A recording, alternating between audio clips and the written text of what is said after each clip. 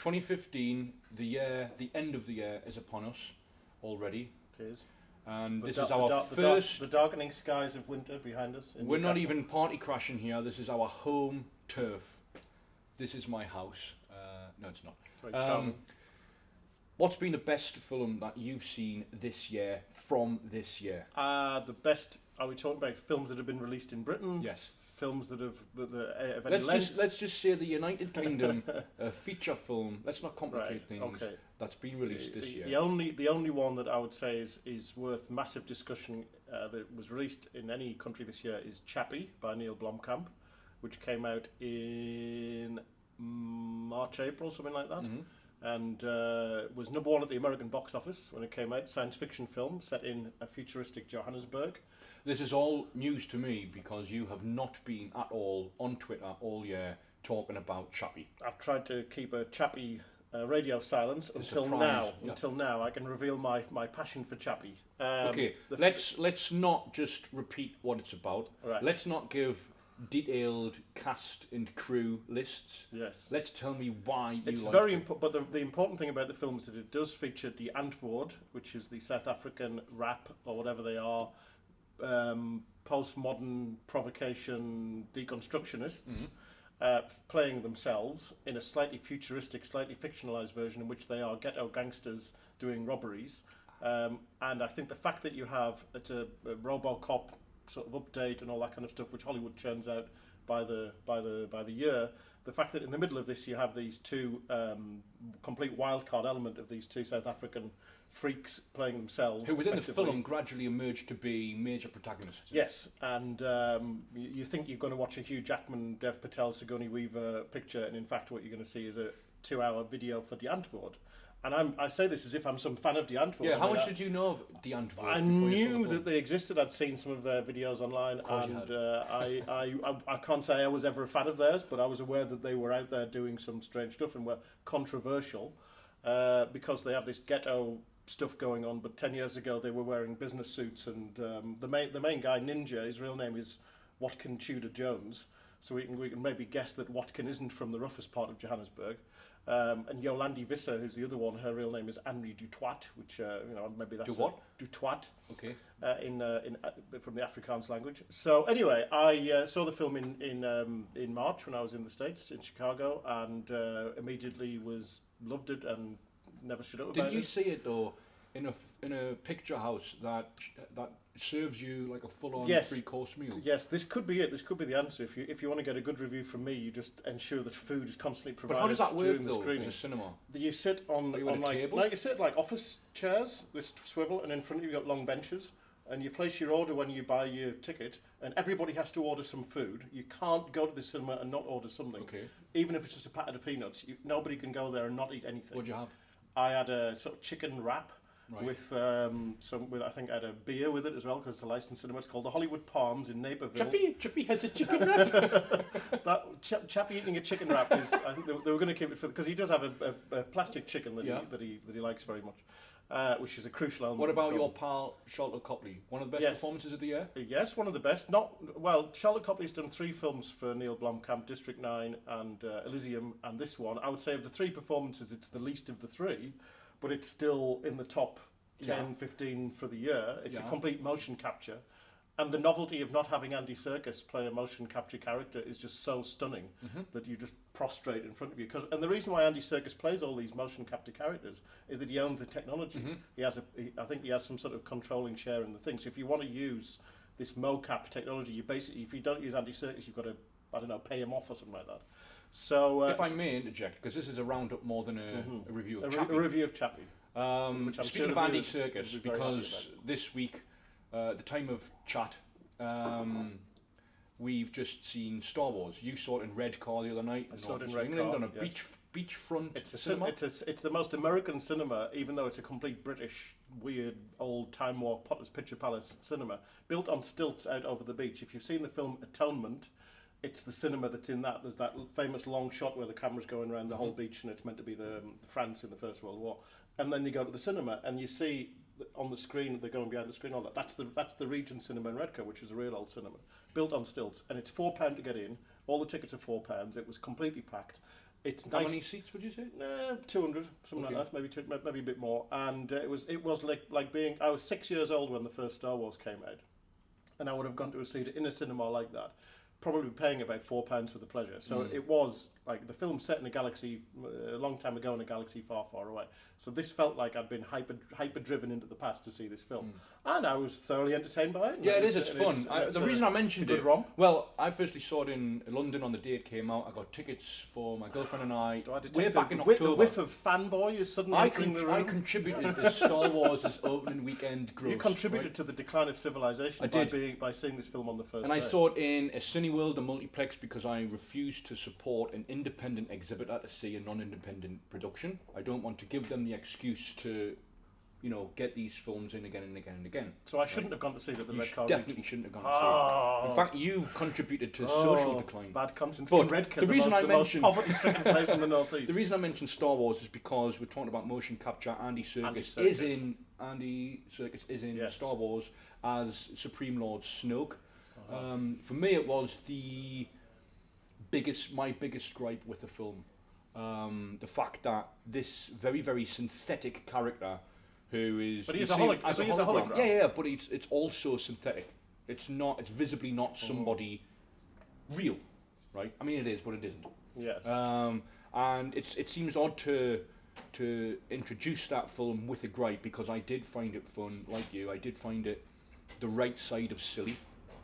I did find though that the second half of the film, which by the time people watch this, they'll have seen it, and let's not give away too much. Yeah, about but this the film. problem that I have with the film won't be that much of a surprise to hear, because I guess everyone will, or a lot of people will be feeling this also. But okay, the first half of the film, great fun. We've got two strong protagonists in John Boyega and Daisy Ridley's characters, right? John Boyega, he doesn't get to keep his English accent, strangely. Bafflingly, right? Yes. Daisy Ridley, because I thought, oh no, she's going to be some Midwestern. Well, I lass. mean, his accent's good enough for the IndieWire review to refer to him as an African American, yes.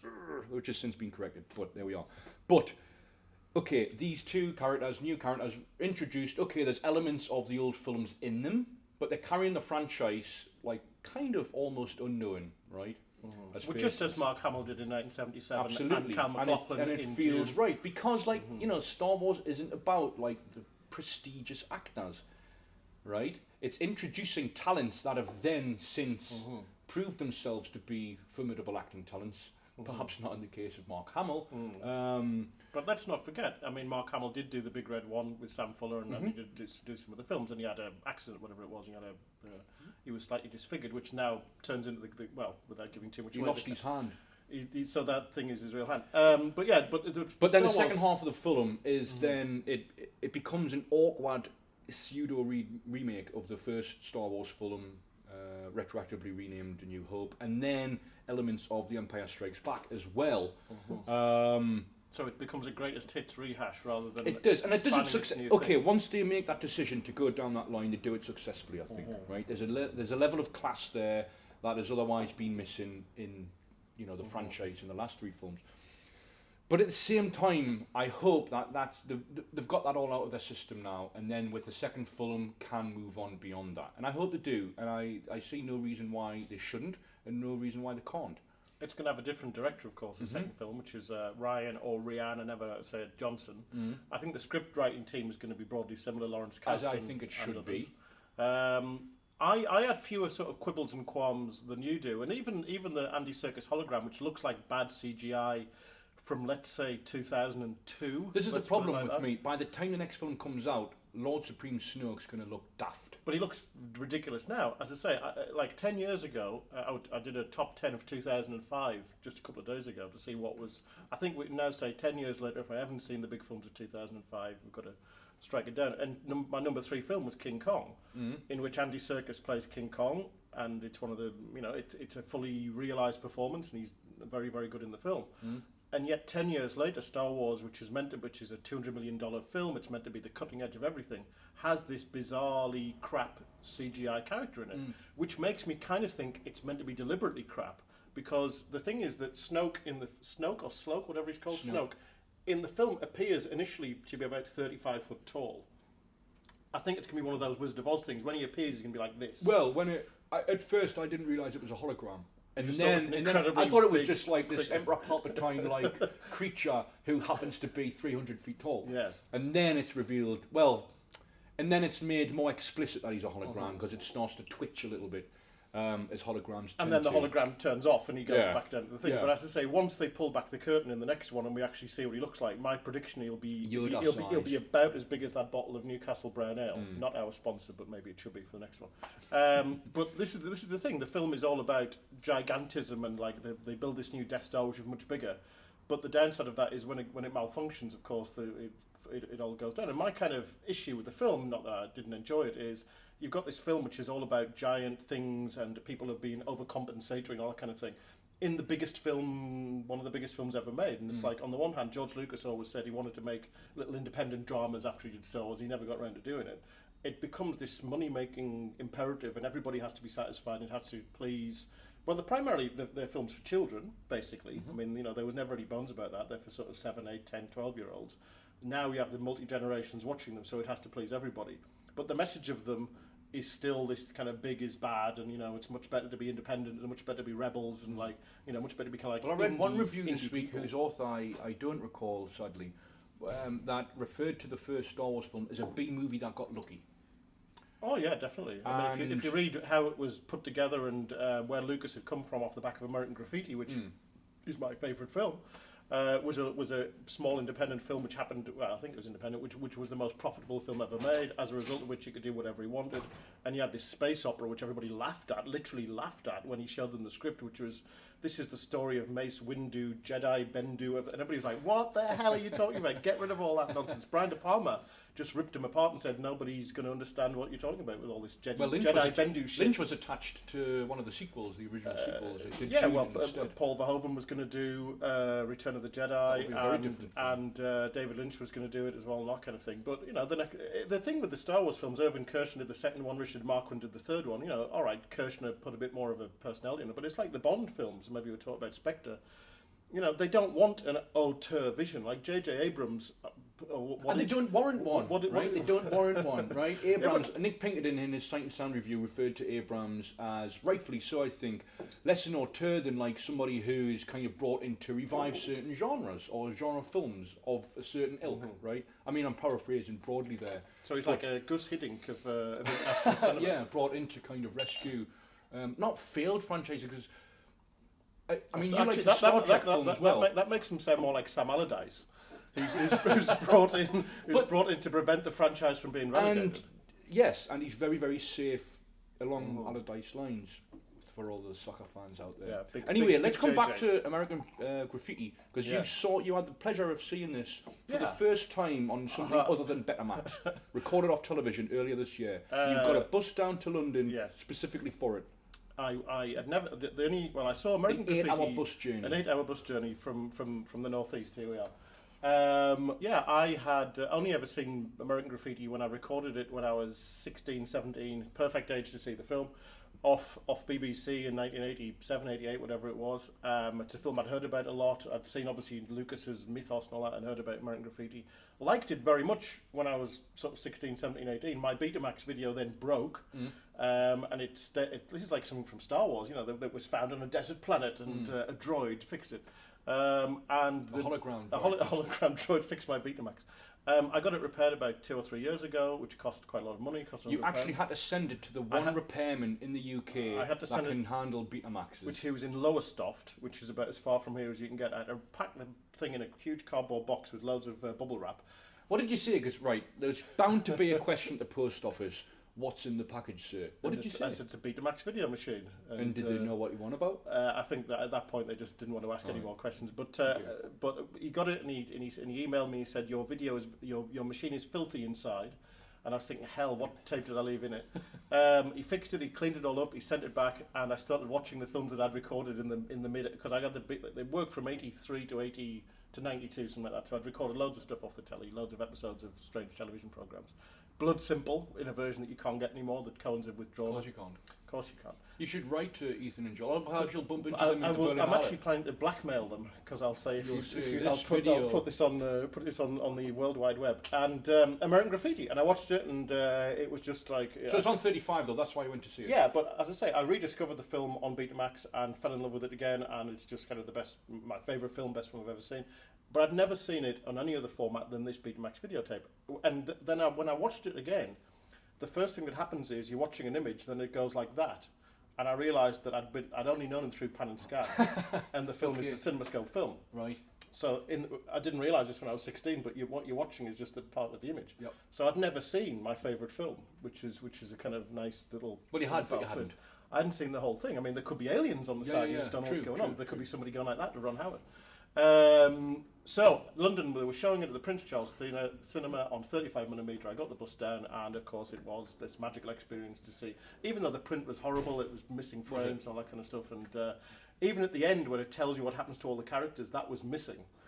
So you still haven't seen it? I still haven't seen it. It reminds me of 10 years ago in Norwich when I was a student there. I went to see Jaws, and that one money shot of the film when the shark comes out the water, everyone's like ready for it, waiting for it. And then it's just cut and it's just out, and you could see all the blemishes. And I had a feeling, oh God, I thought there's going to be a real change here, but actually it wasn't a real change. It was just like that shot was just being removed. So that got a bigger scream of horror. Perhaps Johan Löf had removed it. It got a huger scream of horror than the actual snake jumping out of the water. Just snakes jumping out of the water, the shark jumping out of the water. Shark. Again, you've seen one, you've seen them all. I'm thinking of the classic film Anaconda with John Voight, John Finch, and John Boyega. So, Chappie was my favourite film new film of last year by quite a margin. And I re-watched it because I'd never written about it, and I thought I'd better re-watch this thing because maybe I was just in a good mood. I was watching. And you saw it where this time? In Amsterdam on a friend's television set, and I watched it with great nervousness, thinking, "Oh God, this film that I've been telling everybody is this great masterpiece," and because most people think it's rubbish. I mean, most people think it's actually a bad film.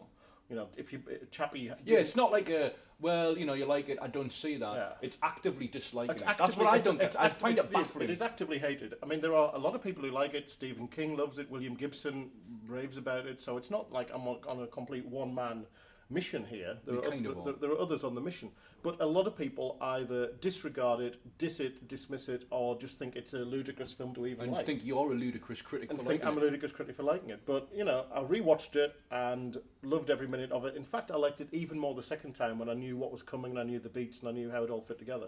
So it's an easy thing to say, but in 10 years or 20 years, I think people will look back and they'll say Chappie was a really great film, and how bizarre that. It's like when people look back. It definitely won't. It'll be totally forgotten about within a year. Completely forgotten about. Whereas Mad Max Fury Road, which is another 2-hour film made in South Africa with American money, futuristic, and all that kind of thing, apparently is the best film of the year. And I went to see it with a mutual friend of ours, Sean. Sean disliked it. I was in between on it, and yet apparently it's the best film of the year. And it's one of those where you kind of think, am I watching the same film as everybody else? What are they seeing that I'm not getting out of it? Because, you know, I'd like to think that I'm not entirely divorced from the way that the whole world sees things. But, like, you know, the idea that Chappie is this monstrosity and Mad Max is this wonderful monument of cinema. Yeah. I mean, it was described in Sight and Sound today, the issue. George Miller is a genius, what he does in this film. And I'm like, is that genius? Well, I had these horrible flashbacks. I had the great privilege or pleasure rather, not privilege. I suppose it's a privilege, of seeing Babe 2, Pig in the City on 35mm at the Villeneuve this year, as part of their Animals retrospective.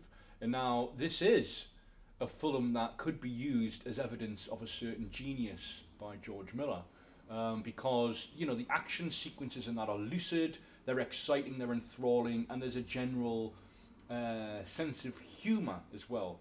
Now, of course, Mad Max Fury Road does have humour, granted, but the spatial lucidity that I require from an action film that's being labelled the best of the year was, for me, not there enough. Right, it's kind of absent from the film. For large chunks of this film, I didn't really know who was who and what was going on.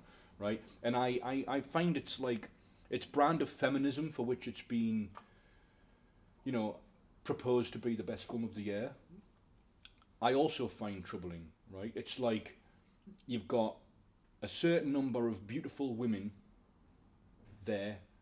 But you have a certain number of old ladies who are not going Those to are the win women beauty I'm on contests. about. Right, The okay. beautiful women. And okay, nothing wrong with that. The biker but grannies, as they were called. Yeah, I mean, it's like strategic eye candy used in a film, and also the fact that, you know, its vision of the apocalypse is suggesting that as soon as the world crumbles, which it might tomorrow, we don't know, women will be the first ones who are, you know, disempowered and enslaved. Although, on the other hand, Charlize Theron's character is showing that women can rise above their No, of course, enslavement. of course. But why would they be enslaved in the first place, right? And the depiction of the misogyny there is too cartoonish, right? Well, the whole thing is cartoonish. Yes, I mean, of that's course. undeniable. Nothing particularly wrong with that. But when I read like assessments of the film that are treating it as a successful allegory, for me, its strokes need to be less broad and they need to be a little bit more clearly defined. Well, it's an okay film. I watched it, but you know the levels on which it's getting praised, I don't see it. Well, it's one of those that I give the benefit of the doubt to, because I think there's enough going on in it. There's enough that keeps you bedazzled and sort of on the edge of your seat and all that kind of thing. There's enough humour in it, and Charlize Theron is very good. But you know, there's dead patches and it's either too fast or it's too slow. Like there's the way he speeds up the image. Yeah, which I thought was, literally. Like yeah, which I thought was a fault in the projection, but apparently this is part of his brilliant baroque vision of his thing. And I just thought the way that he handles the flashbacks, because obviously it's a continuation of earlier films, in which Max has a whole backstory, which is sort of nodded to. But the way that it was done was like something out of a bad Paranormal Activity thing, where you have these visions of dead children and all that kind of stuff. And a lot of it seemed to be George Miller, who was a man in his 70s, late 60s, early 70s, kind of channeling his teenage boy self. And it looked and felt like a Saxon LP cover from about 1986. Is that necessarily a bad thing? I don't know, but is it worth And you've saying, got that leather-clad fascistic chic going on with it as well. No, the whole thing feels as though it's been beamed in from a... Like, if you look through a lot of records, you know, in Newcastle there was Volume and they had a heavy metal section. And you would look at it just because the covers were so hilarious with these scantily clad women and huge warrior men and all that kind of thing. And the film seemed to channel that without in any way critiquing it. All right, you have Furiosa, who's this powerful woman, but all of them you would always have the strong Brigitte Nielsen type of person. And to me, it didn't do anything that, like, you know, those Brigitte Nielsen films with Schwarzenegger was doing 35 years ago. And all right, we can revel in it, it's quite well done, and Tom Hardy can do no wrong, and Charlize Theron can do no wrong. And you put it all together, and it becomes this consensus, oh, that's the one. And also people want to not just say, oh, the best film of the year is the wonderfully tasteful Todd Haynes, the wonderfully tasteful Who's House Sien. You know, the best film of the year isn't necessarily art house film, it can be a multiplex film. And everybody jumped on that one. Yeah. And it was like, for me, from my perspective, they all jumped on completely the wrong one. Well, it becomes an event to participate on, right? As Star Wars did. Yes. And, well, I mean, you know, just to go back to Star Wars briefly, right? I saw it on the Thursday evening of it coming out. All of the UK reviews dropped on the Thursday morning because all the critics in London had seen it the previous evening, or the Tuesday evening, so it went live on the Wednesday morning, right? And it was obviously a case of these guys, because they're all guys, being overwhelmed by the occasion. Are you saying that not one woman reviewed the film for a UK major outlet? Not that I'm aware of.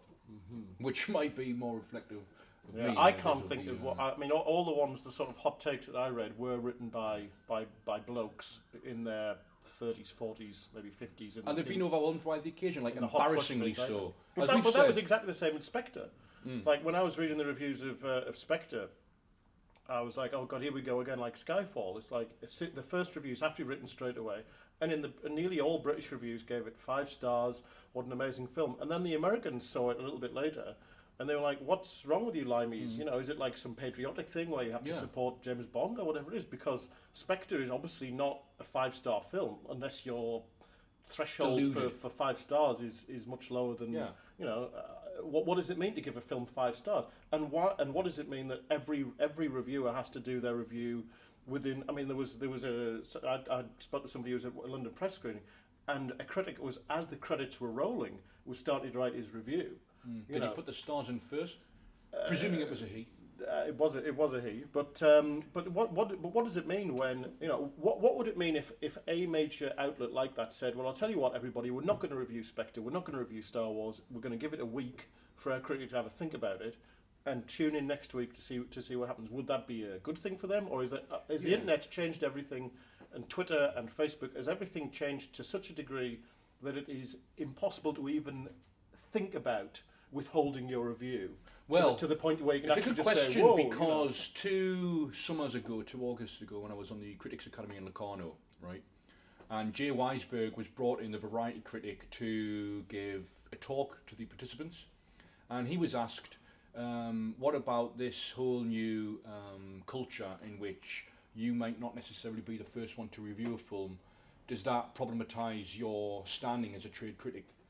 And he said, if anything, he feels empowered by it, because now it's given him a certain freedom, in theory, where he doesn't have to be the first one to see it, and therefore can say things with a certain critical distance that he might not have the luxury of having if he was compelled to be the first one to rate it.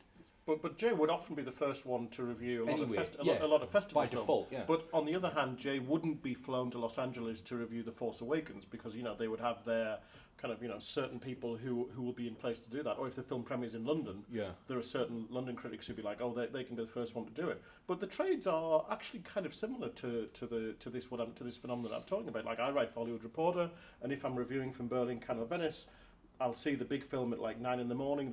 If the review's not in by 1:30, then red bells are going off. You're putting the first flight home. You are. Said, can anyone stand in for Neil? And I put my hand up. You are dunked in the canal if it's Venice. If it's Berlin, you get thrown off the top of the TV tower. So there is this rush to judgment. To use a cliche. Nothing particularly wrong with that. There's something to be said for an instinctive hot take, right? There is. What I feel about a film. Wouldn't it be nice if they said a week later, our critic paid his money. He didn't go to a press screening. He paid his money to go to see it with the public.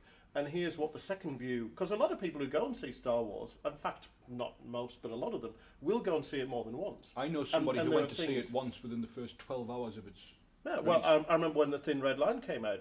I went to see it actually down at Cleveland again, at Stockton. I went to see it at 10 o'clock in the morning, came out, went back in at 1 o'clock or 1:30, the next screening, whatever. Yeah, but that's freakish. That is. It was my birthday. Right. Speaking of like treat. Top marks, I'm gonna claim, because I don't give 10 out of 10 to first viewings. Right, as we know. That's your dogma. That is your dogma. It actually looks like Darth Vader from here, but it's actually Lenin. Right, I've seen 7 films this year that I would give 9 out of 10 to. My personal ratings. 7 new films? 7 new films. Not from 2015, new to me. Right. So first viewings, right? So 7 viewings. That's going through them, right, in the order that I saw them. Mm-hmm. The Firm, Alan Clark's The Firm. Which I saw 25 years ago. Hard Times, Walter Hill's debut film, which I saw in Edinburgh, at the Edinburgh Film Festival. Another film about men beating each other up. The night after that, again at Edinburgh, I saw Taken of Pelham 123. Another film about men beating each other up. These are all 9s, right? Toponymy, which we discussed Another film previously. about men beating... Oh, no, it's not. Indirectly. There's a lot of military in it. Jonathan Perel's great structuralist landmark. That's the best film of the year, is Toponymy, which is a festival film, 82-minute structuralist documentary, which we have been very fortunate to see. I've seen it more than once on the big screen. I've seen it several times. If there's one film, I mean, to me, it's a 10 out of 10. The best film of the year, and guess its US premiere in New York, the First Look Festival at the Museum of the Image. It premiered in Buenos Aires, didn't make a huge splash. Then it played in Fid Marseille, where we saw it, and it won a critics' prize there. Then it played in Vienna. It's played a few other places, but it's like one of those obviously great films which has no chance of getting a release. And then the other 3 are Jenny Olsen's The Royal Road, which was made this year also, which I saw at DocuFest in Prizren. And again, I've seen that twice, not on the big screen. But how long is that? That's like 70 minutes, 75 minutes, 60? I think it's only 65 60 minutes. Like that. You wouldn't call it a feature, I would. Anything more than 45 minutes for me is a feature.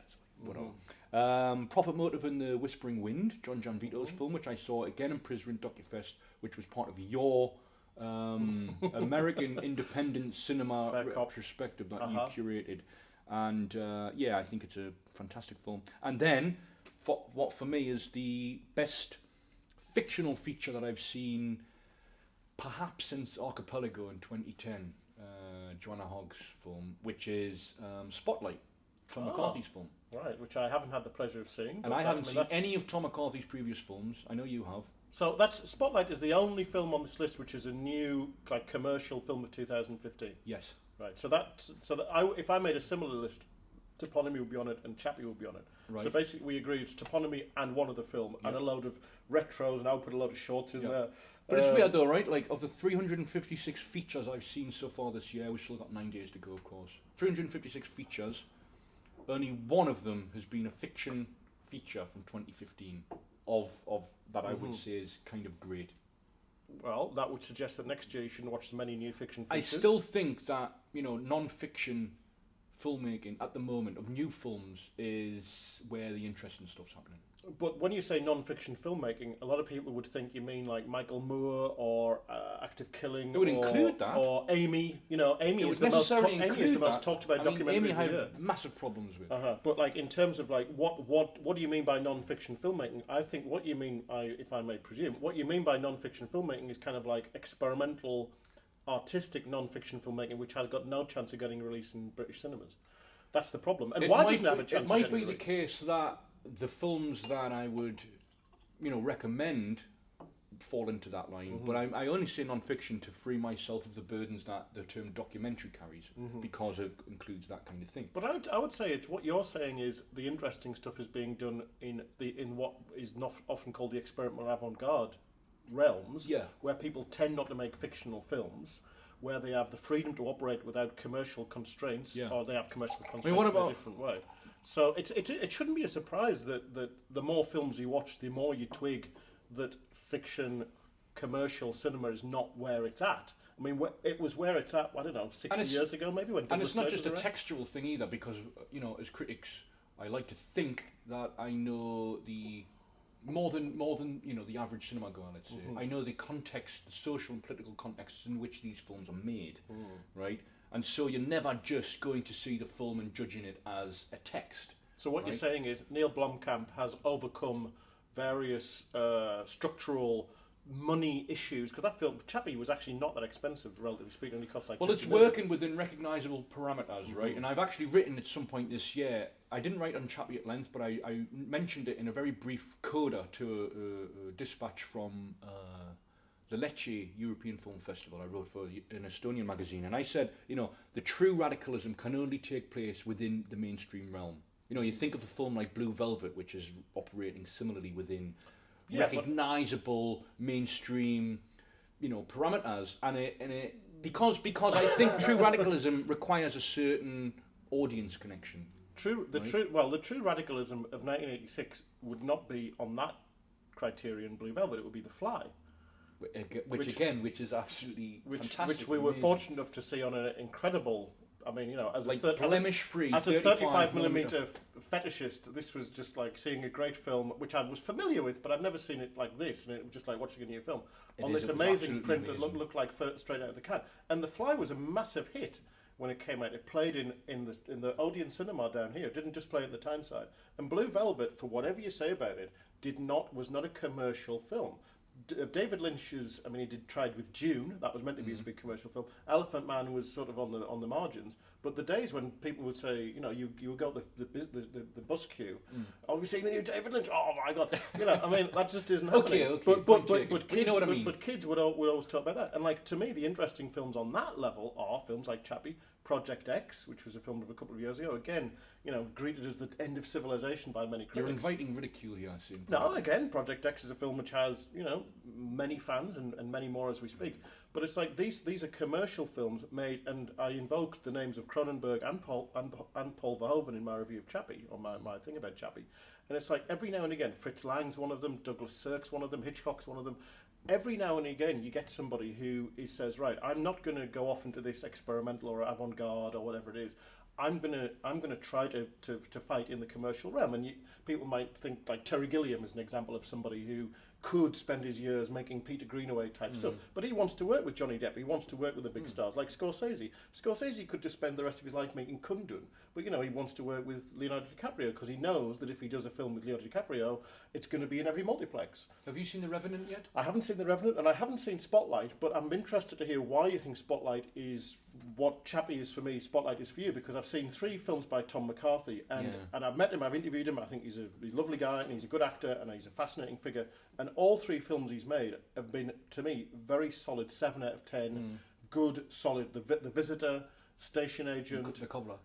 I haven't seen The Cobbler, the Visitor, The Station Agent, and Win-Win. Okay. Well, I hadn't seen any, which I think Win-Win is the one that you like, because about men hitting each other. And suddenly, out of the blue, he does a complete catastrophe with The Cobbler, which I haven't seen, but everybody says is just unspeakably horrible with Adam Sandler.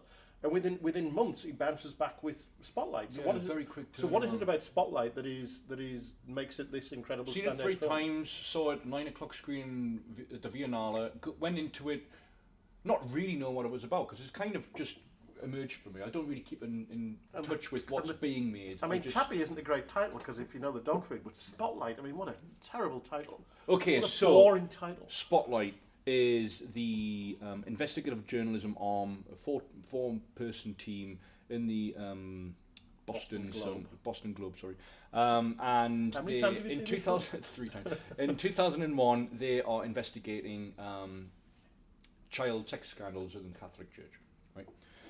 And they got a new editor in, and played by Michael Keaton. Schreiber. No, Lee Schreiber, right? Yeah. Keaton is the kind of head of the investigative team, and they're all expecting cuts as a paper, budget cuts, and they don't know if they're going to be slashed or not. Because of the internet and all that kind of stuff. Anyway, they're not, and they're given this case, and they kind of accept it rather than choosing it. This makes it sound like Mission Impossible. They choose their mission, and it is in many ways an impossible mission because of the religious makeup of Boston.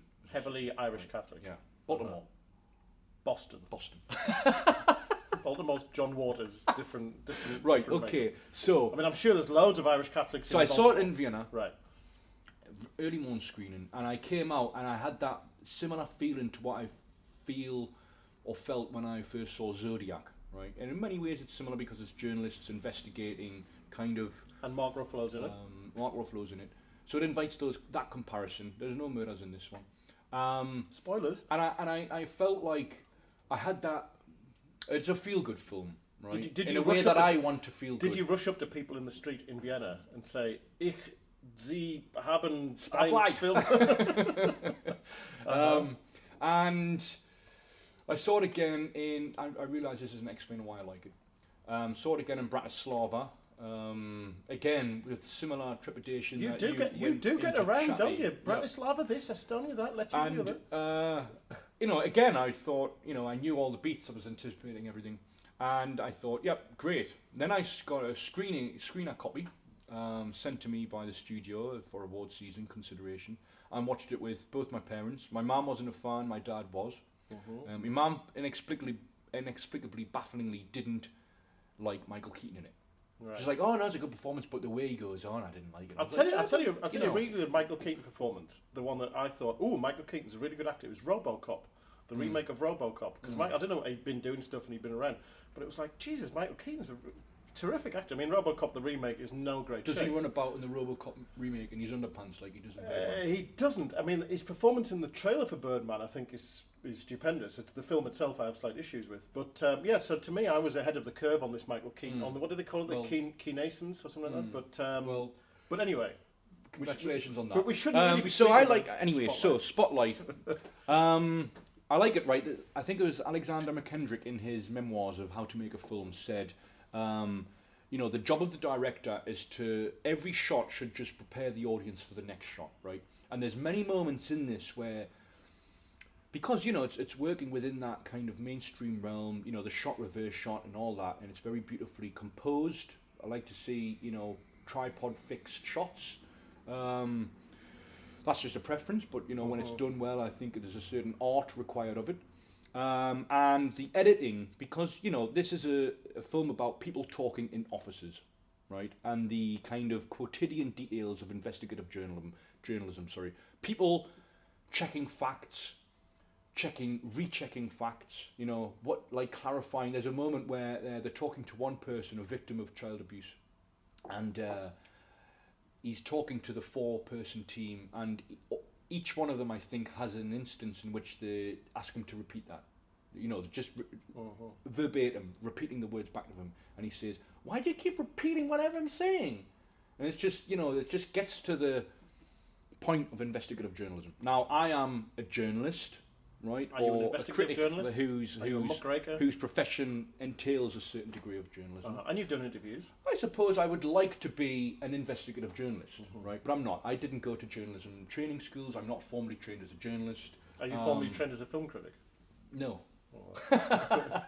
So anyway, right. I think the performances are excellent, like all round excellent. The music is my second best score of the year. My favourite score of the year is from another film where I think the director has perhaps listened to Alexandra McKendrick's advice, and that is Sicario, a film which might otherwise be problematic in that it's certainly not going after any support from the Mexican Tourism Board. But there are all women. But there are certain points in that film where you think, how was this conceived? How was this put together at a certain conceptual level? Right? Did they find it by some kind of magic in the editing room? I suspect not, because those two films are the films for me of the year where you feel that they've been directed in the best sense. Well, Denis Villeneuve, who's the director of Sicario.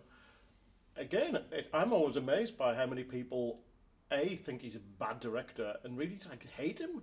He gets really despised. If I say anything positive on Twitter about any Denis Villeneuve film, oh my God, Villeneuve, and it's like, you know, to me he's like I suspect that's because you're followed by idiots. I think this is what it is. I've got to prune my following count, but to me it's like he is like the closest we've got to a Hitchcock in that he can take any old crap.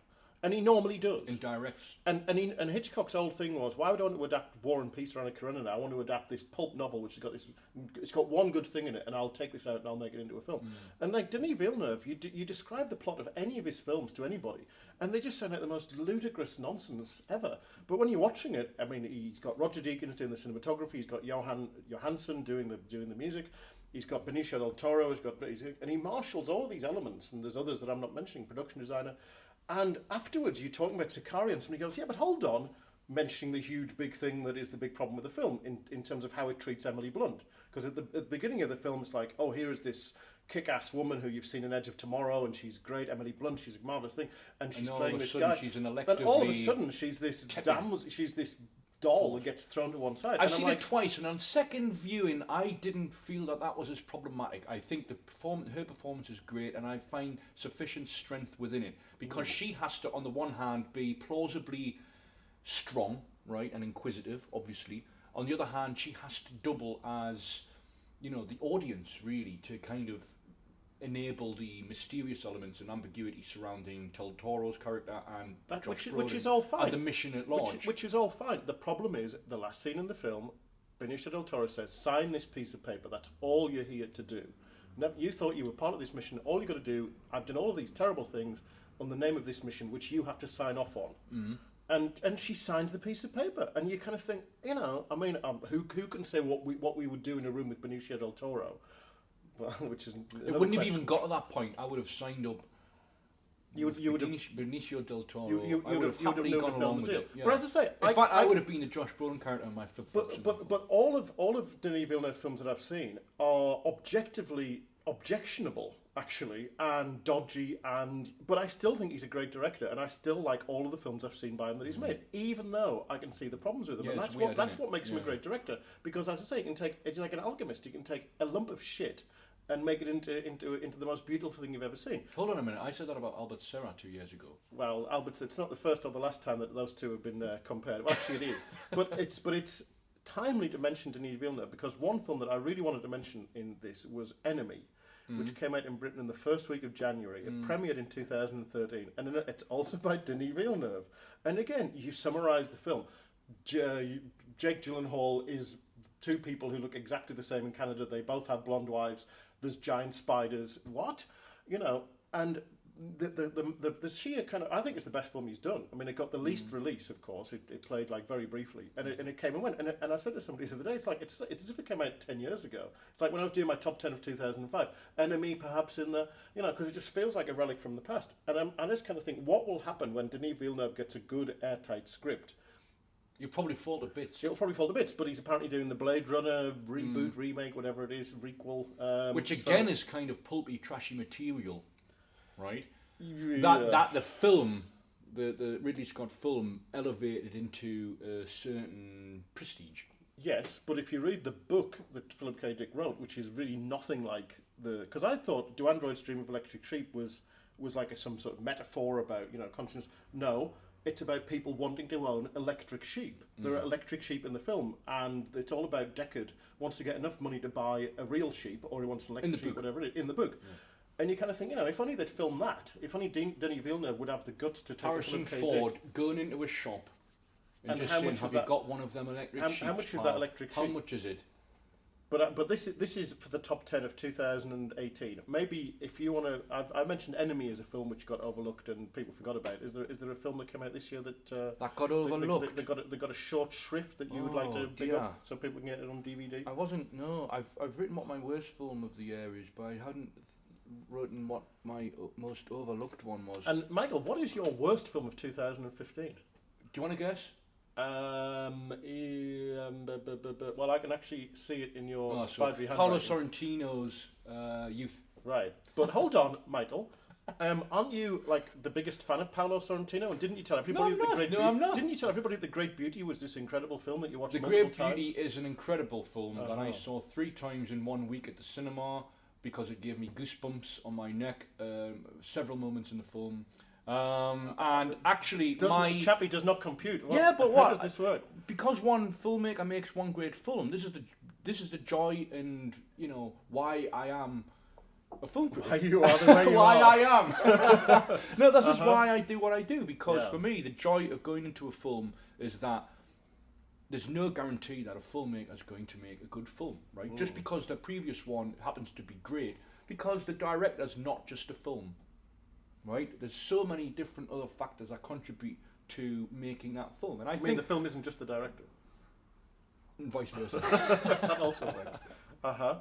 But isn't it that you love The Great Beauty? This one was not quite as good, and as a result of which you jump on it from a great height. It's not. No, it's damn not. you, Tarantino. It's definitely not because I backed the wrong because horse. I've also seen the middle ground. The first film that we saw together that we paid to see money together.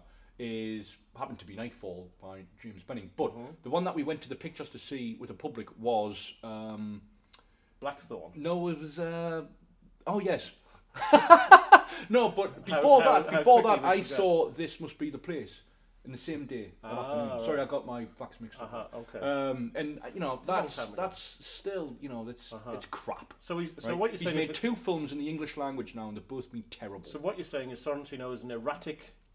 All the cards are going to fall right for him, and when they do, it's magic. But that's what makes him fascinating, right? I mean, this Youth has a great soundtrack. I would happily listen to the soundtrack, and it's probably the worst film with the best soundtrack I've ever watched. It's nothing to do with the Youth by the Hasidic rap artist Mattis Yahu, who had the wonderful album Youth. There's nothing to do with that. I just wanted to say Hasidic rap artist, but never mind. But that's certainly not been overlooked.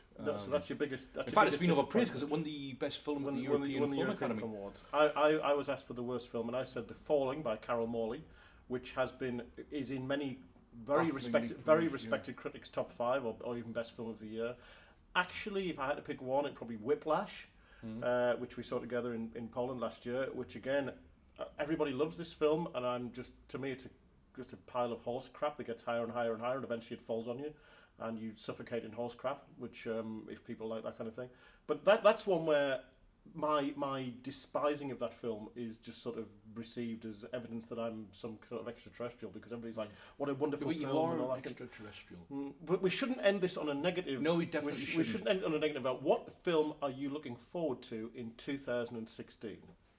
Including such as Tarantino and stuff that's... Well, before Star Wars, that wasn't I saw the trailer for Creed. Right. Which Directed you know, by Ryan Coogler, whose last film was the not very good at all Fruitvale Station, which I didn't see, and will It's- make an it's- active effort to see It's before not Creed. very good at all. And But don't let me, colour your judgment. well, also. But are you a Stalloneist? You're a Stalloneist. I am. Right. I think Paradise Alley is a great film. It's a great Christmas film as well. And I watched. My dad and I watched First Blood, Which I saw for the again, first time last week, and I thought Stallone was rubbish in it. He is a kind of. You've got Brian Dennehy, who's one of the greatest actors ever born. You've got Richard Crenna, who's just You got fantastic. David Caruso, who David shows Caruso up looks for about a little 12. bit of a shaving session. And among these great actors, you've got Stallone, and I've actually felt sorry for You him. weren't I felt embarrassed belatedly. for You him. weren't belatedly convinced by his breakdown. There's no legs. They're all good. They're all good. No, I was just like, this is like a bad audition piece, and you think Richard Crenna's sitting there going, how much am I getting for this, and we're going to do another one? No, but Stallone, I hate him at the moment for one simple reason. Why? I've got money on Mark Rylance to win the Oscar for Bridge of Spies. His only real rival is Stallone for Creed, and if Stallone wins for Creed, I'll never forgive him. What about because he's gonna Ruffalo cost in me some Spotlight? Money. I haven't. Is he even classed as a supporting actor? He's I don't know gonna- how these things work. He's going to be pitched as supporting actor. So the film you're most looking forward to in 2016 is Creed. In the coming put that on month, the let's say in the poster. coming month, The the coming first, month. the first Ah. month of 2016. Because Right. beyond that, I don't. It's a blur. I don't The know. horizon Yeah, is I a don't blur. keep in touch with what's Right. coming on. Well, the one that I'm looking forward to, since you ask, is L, which is directed by Paul Verhoeven. It's his big comeback film. He's 70... how old is Paul Verhoeven?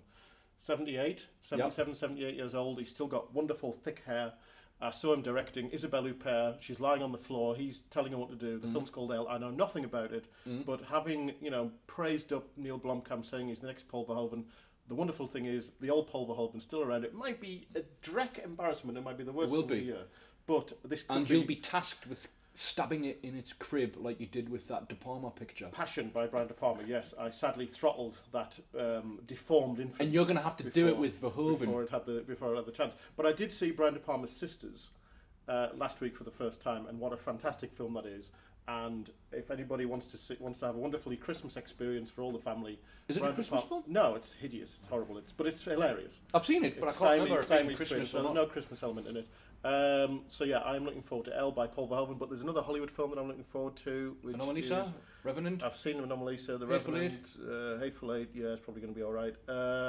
So yeah, I don't know. 2016, it can't be as good as 2015 for one simple reason, it won't have Chappie in it. And on that note, Michael Patterson, Neil Young.